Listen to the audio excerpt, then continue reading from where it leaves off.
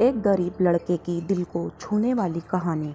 एक भयानक अंधेरी रात में मंदिर की सीढ़ी पर मंदिर में लगे लाइट की रोशनी में एक साधारण 15 साल का लड़का पढ़ाई करते दिखा।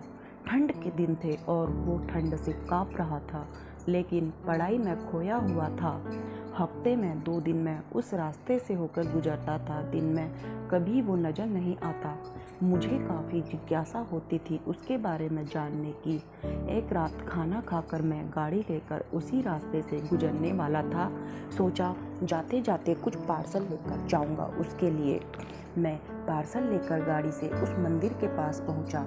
लड़का सीढ़ियों पर बैठकर हमेशा की तरह पढ़ाई कर रहा था। मैंने गाड़ी रोकी और उसके पास गया।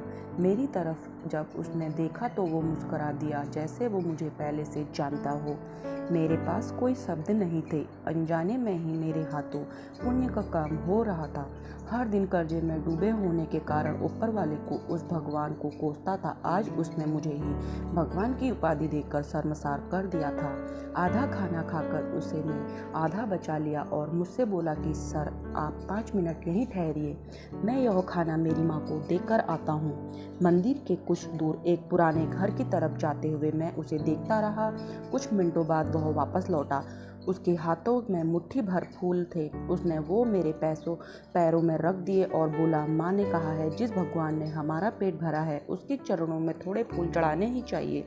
मेरी आंखें बंद हो गई और उसमें अपने आप आंसू भर आए। आंखें खोल के मैंने उसके पुराने घर की तरफ देखा। उस घर के सामने पड़े पत्थर में भी मुझे प्यारी सी मुस्कान दिखाई दी रही थी। उस लड़की की आंखों में मुझे साक्षात भगवान दिखाई दे रहा था। दोस्तों, कहते हैं कि भगवान सबकी मदद करते हैं, बस वह खुद सामने नहीं आते। किसी न किसी के जरिए हम तक मदद के लिए पहुंच जाते हैं। बस ज़रूरत है तो उन पर विश्वास करने की।